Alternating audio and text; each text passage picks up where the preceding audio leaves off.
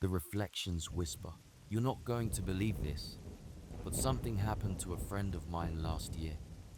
I've told the story a couple of times, and every time I do, it sends chills down my spine. Her name was Grace, and she went through something unexplainable.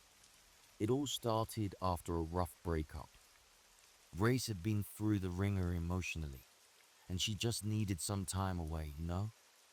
Her friends, myself included, convinced her to spend a weekend at this remote cottage we knew of, deep in the woods. It sounded peaceful, quiet, isolated, perfect for clearing her head. Now, this cottage wasn't new.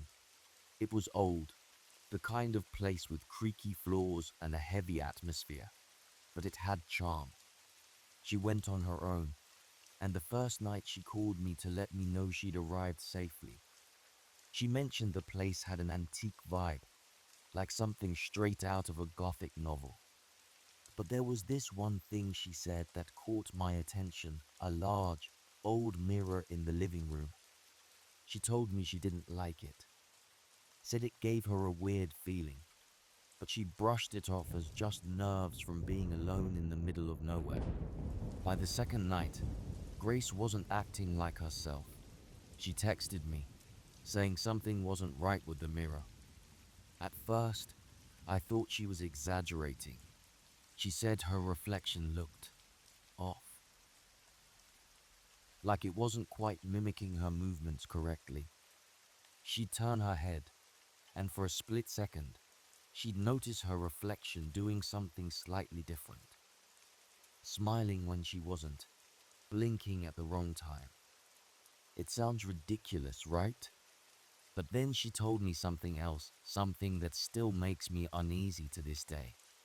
She said she heard a voice, not through the phone, not in the house, but from the mirror. It was faint, like a whisper just out of earshot, but it was there. She swore it was coming from behind the glass. I told her she was probably just spooking herself. Being alone in an old house can play tricks on your mind. But she insisted there was something in that mirror.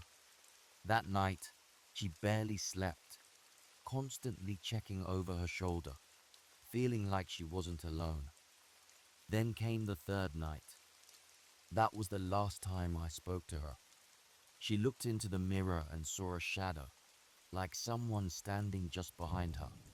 But when she turned around, there was no one there. She said she could feel someone watching her from the other side of the glass. I was on the phone, trying to calm her down, but then she went completely quiet. I kept asking if she was okay, if she was still there, but all I could hear was her breathing shallow, rapid. She whispered, "It wants to come out." I didn't understand what she meant at first. And then, the phone call cut out. The next morning, I couldn't get a hold of her. I figured maybe her phone had died or she'd fallen asleep, so I didn't panic. But then, later that day, I got a call from Sarah, another friend who was supposed to pick her up. She said Grace was gone. When they got to the cottage, it was empty. The place looked like no one had been there for days, no sign of Grace at all. The weirdest part, the mirror, the one Grace had been so scared of, was cracked.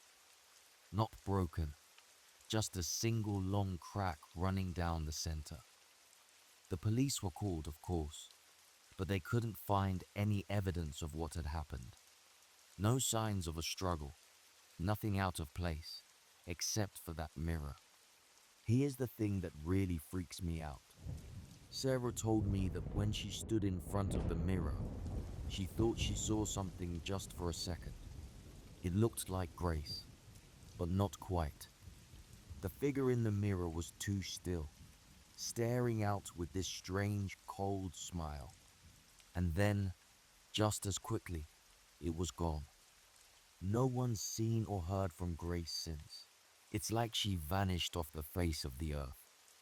I've been to the cottage once since then, just to see if I could make sense of it. Standing in front of that cracked mirror, I swear I felt something too. Like someone was behind the glass, watching me, waiting. I don't know what happened to Grace. I don't know if I'll ever really understand it. But I can tell you this, I will never go back to that cottage again. And if you ever find yourself in a place with a mirror that makes you feel wrong, trust your gut. Some reflections aren't just reflections. Some things should stay on the other side.